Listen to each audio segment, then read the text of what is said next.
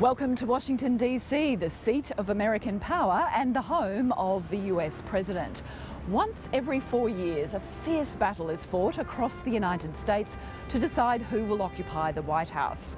In 2008, Barack Obama rode to victory on a wave of hope. Since then, he's struggled to turn the economy around. His Republican challenger, Mitt Romney, is promising to bring his big business credentials to the Capitol. The race has been closer than many had thought, but over the coming hours, we'll find out which man will hold power for the next 4 years as the USA votes.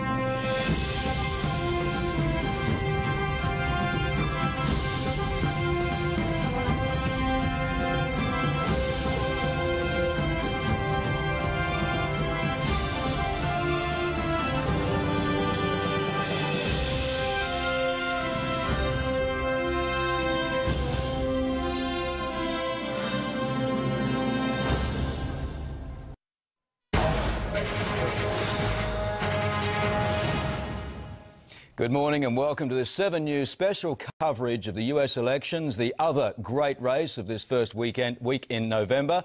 But unlike the Melbourne Cup, of course, there are just two runners today, Barack Obama and Mitt Romney.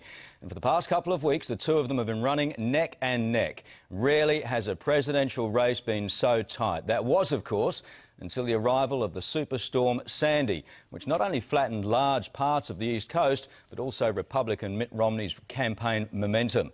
The polls now put Obama slightly ahead, but only just. Some pollsters say the race is still ridiculously close and could even result in a tie, a result which could give us a Republican president and a Democrat as Vice President. It's the equivalent of having Tony Abbott as Prime Minister and Wayne Swan as Deputy PM.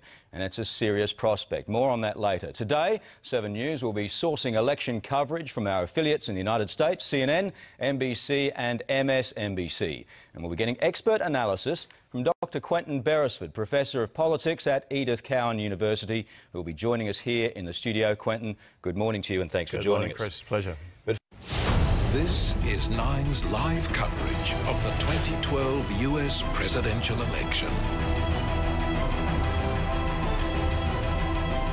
Good afternoon, everyone. Peter Overton here. Welcome to the Nine Network's coverage of the results in the US presidential election. In the next few hours, we should know which man will be installed in the White House for the next 4 years, Democrat and sitting President Barack Obama or Republican contender Mitt Romney. As leader of the United States, he will effectively be the most powerful man in the Western world. Many of the polls on the East Coast have already closed. It will be several more hours, though, before the polls close across the time zones on the West Coast. Joining me in the studio, it's a delight to welcome former Prime Minister Kevin Rudd. Welcome. Good to be on the program, Peter. Nice to see you. Tom Switzer from the US Studies Centre at the University of Sydney. Welcome, Tom. Peter.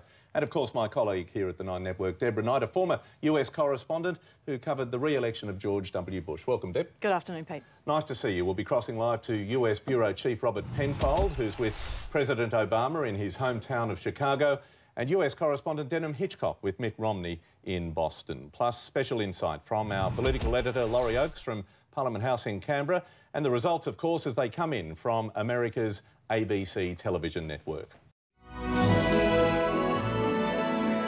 This is a World News Australia US election special. Good afternoon and welcome to our special broadcast of the US presidential election. I'm Anton Enos. Well, with me again, two old friends, Harry Melkonian, Senior Lecturer at the University of Sydney's US Studies Centre. He specialises in the American Constitution, and BBC correspondent Nick Bryant, who's written extensively about US politics and, in fact, has written also about the civil rights movement, in particular during the Kennedy administration. Gentlemen, good afternoon. We're being bombarded, of course, with numbers today, and I think throughout the afternoon we're going to see a lot more of that.